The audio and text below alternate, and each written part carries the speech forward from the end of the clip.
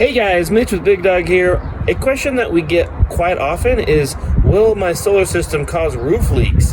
It's an understandable question, and if you're unfamiliar with how they mount, I'm here to put your heart at ease and show you a little bit of the tricks of the trade. So let's take a look and see how this works. Okay, so what we have here is our little display setup, and this gives a good example of how we mount these in most cases. What we have is our racking, we have our angle iron mounting bracket, and then we have our flashing piece that goes up underneath your existing shingles. So those will be tucked up. It actually can fit under 2 layers of shingles.